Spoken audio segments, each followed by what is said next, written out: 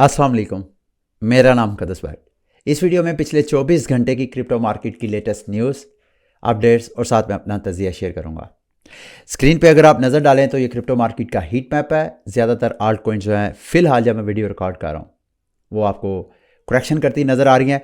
कुछ एक कॉइन्स हैं जो कि अभी भी आपको पंप होते हुए नज़र आ रहे हैं, जिसमें सेलेसिया का जो टिया टोकन है उसकी प्राइस अप्रिशिएट हो रही है। ये दो दिन पहले जो करेक्शन हुई थी उसके बाद इसने अच्छा खासा रिबाउंड किया है। अब सेलेसिया की प्राइस क्यों पंप हो रही है? अगेन वो जो एयर ड्राफ्ट फार्मिंग के हवाले से मालूमात हैं जो मैंने आपके साथ शेयर किए हैं, उसके पीछे इस वक्त टिया टोकन की जो डिमांड है वो है ये, क्योंकि ज़्यादातर लोग सेलेसिया के टोकन को लेके वो स्टेक कर रहे हैं, क्योंकि स्टेक करने से रिवॉर्ड मिले हैं। कल के परसों की वीडियो में मैंने आपके साथ शेयर किया था टाइम टोकन का, डायमेंशन जो ब्लॉकचेन हुई है जिसमें सेलेसिया के टोकन होल्डर को भी उन्होंने टोकन फ्री में ऑफर करवाए हैं। ईवीएम चेन्स के होल्डर्स को अलग करवाए, कॉस्मोस के अलग करवाए।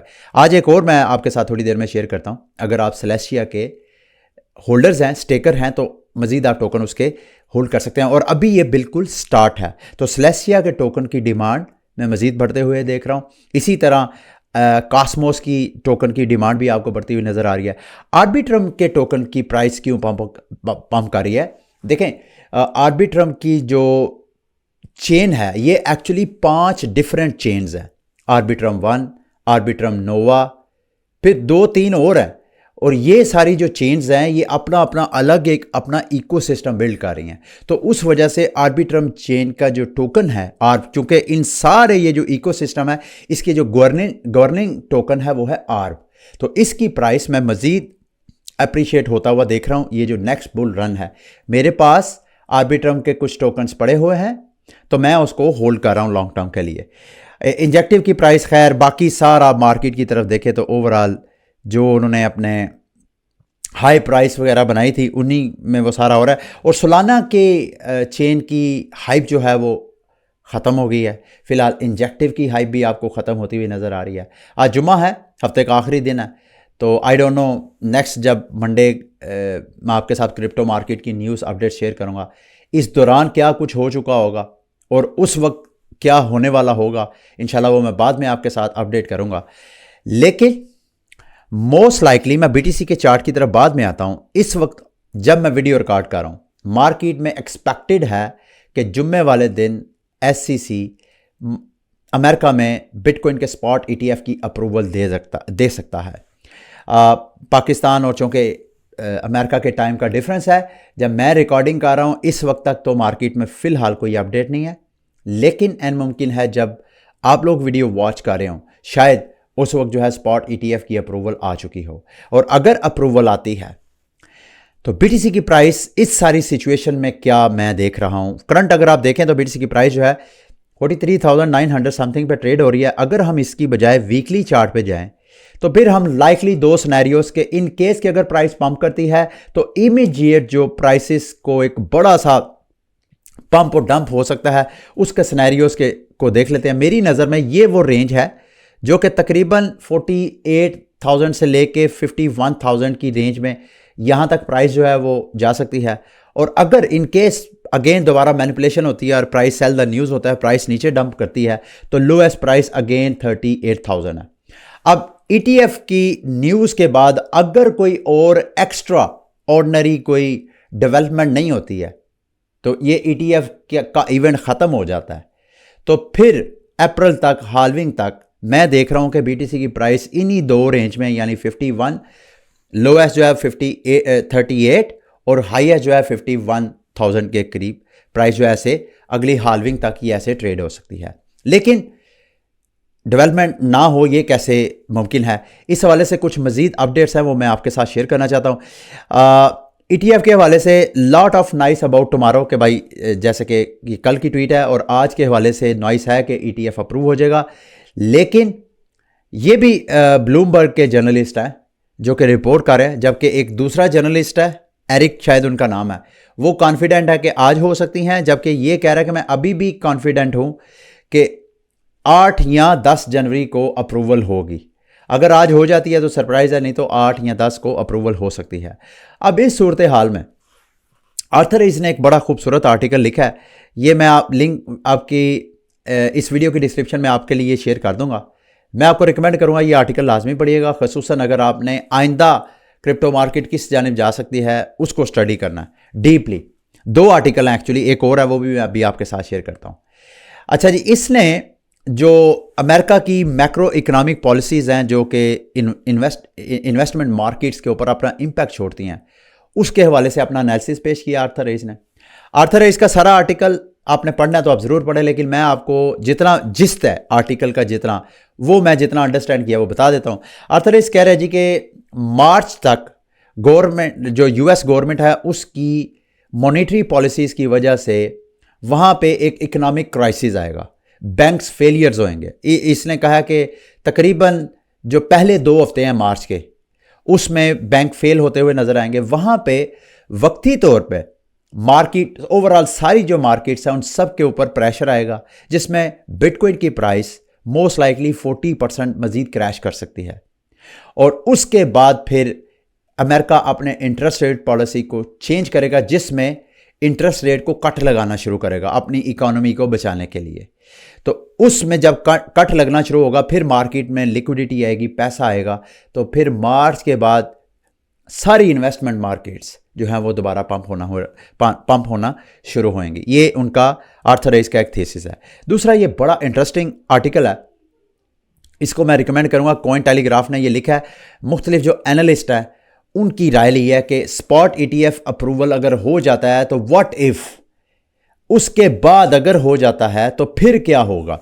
उसके ऊपर मुख्तलिफ ओपिनियंस जो एक्सपर्ट्स हैं उनकी ओपिनियन शेयर किया, जिसमें एक ओपिनियन यह है कि जैसे ही स्पॉट ETF अप्रूवल हो जाएगा, ना सिर्फ जो दुनिया के बड़े बड़े सरमायादार इदारे हैं जो अपने वेल्थ को, अपने सरमाए को गोल्ड, डॉलर में वहाँ पे सेव करते हैं, उनके पास एक अनदर ऑप्शन आ जाएगी बिटकॉइन की। ना सिर्फ ये इंस्टीट्यूशंस बल्कि गवर्नमेंट्स जो हैं उनको भी एक तरह का मैसेज जाएगा कि भाई अगर गोल्ड की तरह बिटकॉइन को भी स्टॉक एक्सचेंजेस में अमेरिका में ट्रेड किया जा रहा है, तो इसका मतलब है कि दिस इज समथिंग, ये हमें अपने नेशनल रिजर्व में रखना चाहिए। तो गवर्नमेंट्स भी बिटकॉइन की बाइंग की तरफ उसके बाद जा सकती हैं। और जब ये सिचुएशन होगी तो फिर एक दौड़ होगी सारे जो बायर्स हैं उनमें, इदारों में भी, गवर्नमेंट्स में भी, कि कैसे मैक्सिमम जो बिटकॉइन की सर्कुलेटिंग सप्लाई है वो मार्केट से ज़्यादा इकट्ठी की जाए, इससे पहले कि कोई और उठा ले। तो इस सूरत में बिटकॉइन की प्राइस मैसिवली आपको पंप होती हुई नजर आ सकती है। फिर ये $1 लाख ये बस ऐसे चुटकी की बात है। अगेन जैसे मैंने कहा, ये सारे थीसिस हैं, एक्सपर्ट्स की ओपिनियन है। एग्जैक्टली होता क्या है, क्योंकि टेक्निकली देखा जाए तो ETF के अप्रूवल के बाद एक्सपर्ट कहते हैं कि टोटल मार्केट में जो सन 2024 में सरमाया आएगा को $50 बिलियन के करीब आएगा। तो $50 बिलियन भी एटलीस्ट आ जाए तो सर्कुलेटिंग सप्लाई जो एक्सचेंजेस से अगर वो सारे उठाते हैं फंड्स, वैसे तो नॉर्मली जब बिलियंस ऑफ डॉलर की ट्रेड्स होनी होती हैं तो वो OTC डील्स के जरिए होती हैं, जिसकी मतलब बाइंग और सेलिंग से प्राइस पे कोई इंपैक्ट नहीं पड़ता।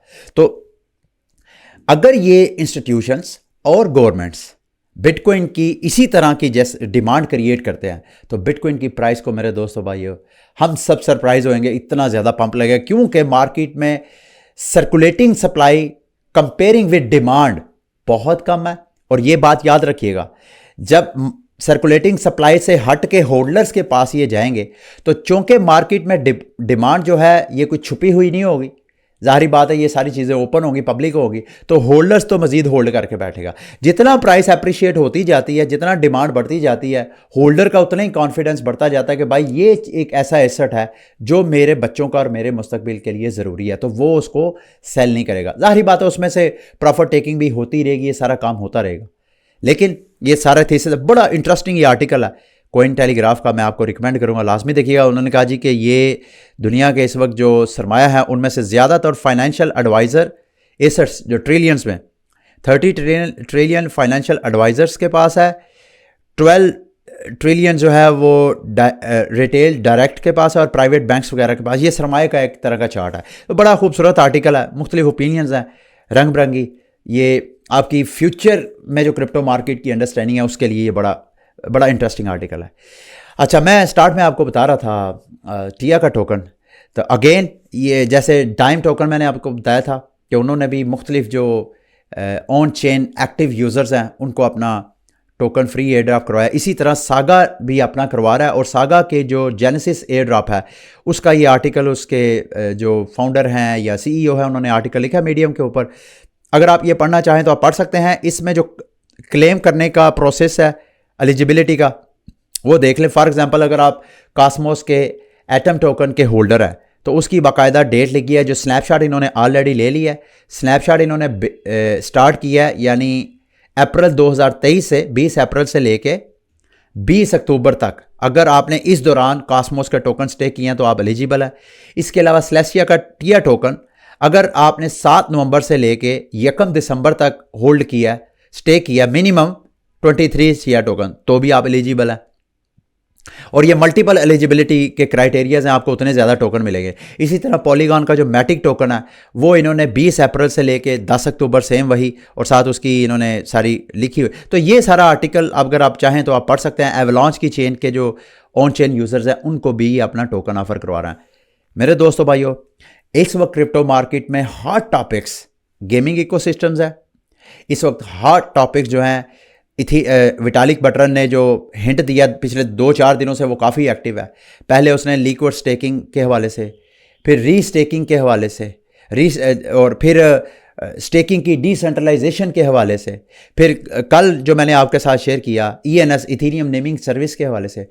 इस वक्त मार्केट में बहुत मेजर डेवलपमेंट हो रही हैं, और इस वक्त जितना आप अपने आप को बाखबर रखेंगे मार्केट में, अगेन मैं बार बार ये लफ्ज़ रिपीट करता हूँ, आपको शायद बोर करता होगा कि मार्केट में इतनी अपॉर्चुनिटीज़ होती हैं कि आप जितना मर्जी अपॉर्चुनिटीज़ को समेट लें, जितना मर्जी अपने आप को इन्वॉल्व कर लें, फिर भी कुछ ना कुछ मिस हो जाता है।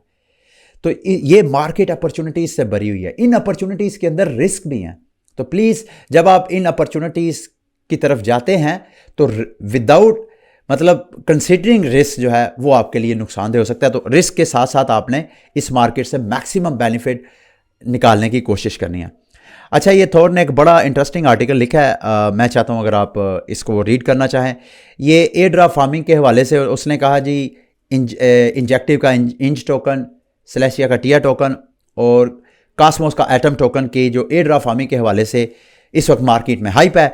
तो मैं आपको एक डेल्टा एक थ्योरी पेश करता हूं कि आप सिया टिया इंजेक्टिव टिक के टोकन जो है वो स्पॉट मार्केट में आप बाय करें, और साथ जो परपेचुअल एक्सचेंजेस हैं वहां पे इनकी सेल ट्रेड ले लें, और सेल ट्रेड लेंगे वहां पे आपकी ट्रेड पे आपको फंडिंग रेट, चूंकि मार्केट इस वक्त बुलिश है, फंडिंग रेट पॉजिटिव है, तो जब आप सेल ट्रेड की तरफ जाते हैं तो आप फंडिंग रेट फॉर्म कर रहे होते हैं। गो के आपका वहां पे ट्रेड नेगेटिव हो रही होती है, आपका लॉस में शो रहा होता है, लेकिन फंडिंग रेट की आप वहां पे वो आप प्रॉफिट बुक कर रहे होते हैं। तो चूंकि इधर बाइंग साइड पे आप अगर मार्केट बुलिश होती है तो आपने तो ऑलरेडी स्पॉट में ये टोकन बाय किए हुए हैं, प्राइस इधर से अप्रिशिएट हो रही है, स्पॉट मार्केट में आपको बेनिफिट हो रहा है। उधर से आपकी जो फ्यूचर में ट्रेड ली हुई है सेल ट्रेड, उस ट्रेड में आपको नुकसान में तो आप जा रहे हैं, वो आपका नुकसान जो है वो इवन हो रहा है आपकी स्पॉट मार्केट में, स्पॉट मार्केट में जो आपने बाय किए हुए हैं।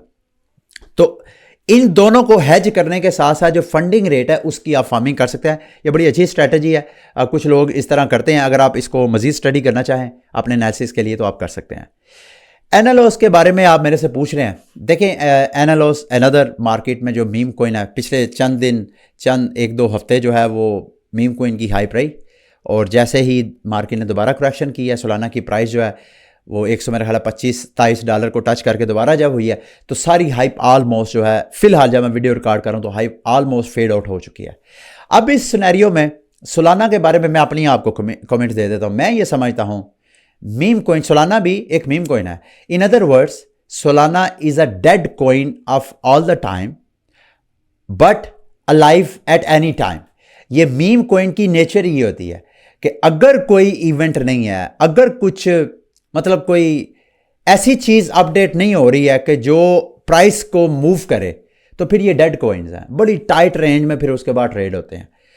अभी तक जब मैं वीडियो रिकॉर्ड कर रहा हूं तो एनालॉस में आपको फिलहाल तो कोई उम्मीद नहीं है, अनटिल अनलेस के एक बार फिर दोबारा मीम कॉइन्स की हाइप नहीं बनती है।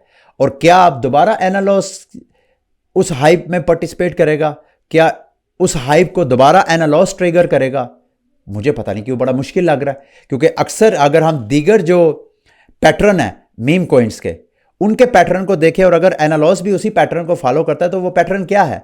एकदम मीम कॉइन की हाइप होती है, लोग धड़ाधड़ उसमें पैसे डालना शुरू करते हैं, जिन्होंने अर्ली टाइमिंग में बाय किए होते हैं वो हाइप क्रिएट करते हैं, जो नए आ रहे होते हैं उनको वो टोकन बेच के खुद साइड पे होते जाते हैं, वो बेचारे ऊपर से बाय करते जाते हैं, टोकन की वैल्यू फिर उसके बाद क्रैश होना शुरू हो जाती है, क्योंकि वो जो नीचे से बायर्स हैं वो मार्केट से आउट होना शुरू हो जाता है। अब आते हैं कुछ क्वेश्चन एंड आंसर आप वीडियो के नीचे मेरे से जो पूछते हैं। सब आपने पूछा कि ये NFT मिंट करने से क्या मतलब होता है? जब भी आप अपनी किसी इमेज को, आप किसी अपनी ऑडियो को, वीडियो को, उसको ब्लॉकचेन के ऊपर उसका प्रूफ बना लेते हैं तो उसको मिंटिंग बोलते हैं। अब ब्लॉकचेन में रिकॉर्ड करने के लिए आपको, वैसे तो अगर टेक्निकली देखा जाए तो आपको कोडिंग आनी चाहिए, लेकिन ये जितने NFT मार्केट प्लेसेस होते हैं ये बड़ा आसान कर देते हैं यूज़र्स को कि आप अपना वॉलेट क्रिएट करें, वहाँ मिंट के बटन पे जाएं। जब आप वहाँ पे जाते हैं तो आप अपनी इमेज, ऑडियो या वीडियो को सिलेक्ट करके उसकी मिंटिंग करते हैं। तो इसका मतलब ये होता है कि आपकी वो इमेज का प्रूफ अब उस ब्लॉकचेन के ऊपर हो गया, उसके बदले आपको उसका एड्रेस मिल जाता है। सिंपल इसका मिंटिंग का ये मतलब है। अब क्वेश्चन एंड आंसर पे आते हैं। अच्छा जी, किसी ने कल जो मेरा ख्याल है AI के हवाले से, एयरड्रॉप के हवाले से मैंने शेयर किया था, किसी ने कहा जी मुझे सिर्फ 1.8 स्लीपलेस का टोकन मिला है, आपको तो, मुझे तो ये भी नहीं मिला, आपको मुबारक हो अगर इतना ही मिला। हाँ, मुझे बाइनांस पे जो मैंने BNB टोकन स्टेक किए थे वो टोकन मुझे मिले हैं, अभी मैंने वो टोकन सेल नहीं किए, मेरा ख्याल है वो $170 के हो गए हैं, वो पड़े हुए हैं टोकन। अच्छा जी, I bridge 0.3 Ethereum to Manta, it shows to me. अच्छा, यहाँ पे जो आप कह रहे हैं कि मैंने 0.3 इथीरियम ब्रिज किया है और मुझे पर वीक 6 बॉक्सेस मिल रहे हैं, भाई वो 6 बॉक्सेस नहीं हैं, वो बॉक्स पीसीज हैं, यानी 25 पीसीज होंगे तो आपका एक लकी बॉक्स बनेगा। तो आपको अगर 6 बॉक्स मिल रहे हैं, 6 पीसीज मिल रहे हैं, तो इसका मतलब ये है कि आपको शायद 1 महीने बाद जाके आपका एक बॉक्स बनेगा, क्योंकि आपने अमाउंट कम ब्रिज की है। What about the Zeto finance? जाहिर बात है ये सालाना करेक्शन कर रहा है, तो जीटो की प्राइस भी आपको इसी तरह क्रैश होती हुई नजर, फिलहाल तो मुसलसल यूं लग रहा है कि नीचे प्राइस डिस्कवरी हो रही है जब से जीटो की लॉन्चिंग हो रही है। और याद रखें, जीटो ने जब अपना एयर ड्रॉप किया है तो जो मिनिमम एयर ड्रॉप रिवॉर्ड था $4000 था। Can you imagine? जिसने 1 सालाना स्टेक किया है, 1 स्टेकिंग की क्या मतलब, सालाना की इस वक्त भी अगर करंट प्राइस लगाएं तो $100 है। जिसने 1 सालाना भी स्टेक किया था जीटो पे, उन्होंने उसको भी मिनिमम 4000 टोकन ऑफर करवाए हैं, तो ये $4000 से ज़्यादा की अमाउंट है। जीटो पे लोगों को बड़ी जो है वो, मुझे वैसे इसमें से कोई टोकन नहीं मिला। अच्छा जी, उसके बाद रिस्पेक्टेड सर काइंडली एक वीडियो शेयर करें डीलिस्ट होने वाले कॉइन। देखें, जब आप किसी भी एक्सचेंज पे अपना कोई टोकन बाय करते हैं, वो एक्सचेंज बाद में टोकन डीलिस्ट कर देता है, तो वो टोकन आपके कहीं जाते नहीं हैं, वो आपके स्पॉट वॉलेट में ही पड़े होते हैं, यानी आपके एक्सचेंज के अकाउंट में ही पड़े होते हैं। आप वहाँ से उसको ट्रांसफ़र कर लें अपने किसी और एक्सचेंज पे, देखें कि वहाँ किसी और एक्सचेंज में लिस्ट है या नहीं, या उसको आप अपने पर्सनल वॉलेट में ट्रांसफ़र कर लें। लेकिन जब आपने ट्रांसफ़र करना है तो ये मेक श्योर करना है कि वो क्रिप्टो करेंसी किस ब्लॉकचेन का वो कॉइन है या टोकन है। मिसाल के तौर पे अगर कोई, जैसे एमबॉक्स है, मोबॉक्स का जो एमबॉक्स टोकन है, अब वो बाइनांस स्मार्ट चेन का एक टोकन है, गेमिंग टोकन है। तो अगर कोई एक्सचेंज इसको डीलिस्ट कर देता है तो आप वहाँ से बाइनांस स्मार्ट चेन के नेटवर्क के ज़रिए, जो कि BRC20 है, उसके ज़रिए आप अपने मेटामास्क में या जो भी कंपैटिबल आपका वॉलेट होता है उस वॉलेट में आप फंड्स मंगवा सकते हैं। अच्छा सर, मैंने मांटा पे 0.61 इथेरियम स्टेक किया है, मेरे फर्स्ट बॉक्स पीस ओपन होने में 3 दिन है, मुझे 15 बॉक्स मिलने हैं, सो क्या मुझे एयर ड्रॉप नहीं मिलेगा? क्योंकि बॉक्स तो 25। जो एयर ड्रॉप है वो तो आपके पास जो NFTs हैं, जितने NFTs होंगे उसके बदले आपको एयर ड्रॉप मिलेगा। अब वो NFT जब तक आपका नहीं को निकलेगा उस वक्त तक आपको नहीं मिलेगा, क्योंकि वो NFTs के बदले ही आप एयर ड्रॉप रिडीम करवाएंगे। अच्छा, मैंने जो मायरिया के ऊपर कल वीडियो बनाई थी, मेरे वीडियो के नीचे बहुत से दोस्तों ने मुझे बताया, ये देखें, ये बंदा कह रहा है let on Myria I booked 1000% profit on this and freed my 6000 Myria. अच्छा, उसके बाद एक और नीचे कमेंट है, उसने कहा जी मैंने भी ऑलरेडी प्रॉफिट मायरिया में बुक करवा लिया है 1300%। अच्छा, फिर उसके बाद अच्छा मैं आपको अपना मायरिया का चाहता था मैं अपना दिखाऊं कि मेरा इस वक्त क्या सीन है। मैंने जो अपना नोड रन किया है उसमें मैं आपको एक दिन का रिवार्ड आया, चूँकि मैंने कल ही स्टार्ट किया है तो रिवार्ड मैं आपको शो करवा देता हूँ। ये मुझे जो टोटल टोकन मिला है जी, करीब करीब मुझे मिला है ये आप 661 प्लस, अगर मैं हफ्ता एक वेट कर लेता हूँ तो फिर ये अर्ली क्लेम फीस मुझे नहीं पड़ेगी। तो ये तकरीबन 1400-1500 के करीब मारिया टोकन बनते हैं, 1400 समथिंग बनते हैं। तो इनकी अगर करंट जो वैल्यू देखी जाए तो ये तकरीबन $14-15 रोज़ के बनते हैं। महीने के अगर लगा लें तो ये $300 के करीब बनते हैं। मारिया का जो मैंने लाइसेंस बाय किया है वो है $5800 का। तो डेली का अगर $15 लगा लें तो ये तकरीबन मुझे $450 हर माह मिल रहा है। तो मेरा जो रिटर्न ऑन इन्वेस्टमेंट है ये काफ़ी महीनों लंबा हो जाएगा इस सेंस में कि अगर प्राइस यहीं पर रहती है। लेकिन चूँकि जैसे मैंने कहा कि मारिया मैं ये समझता हूँ कि इनकी इकोसिस्टम के ऊपर जब गेम्स वगैरह लॉन्च होगी तो इसके टोकन की प्राइस मज़ीद अप्रिशिएट हो सकती है।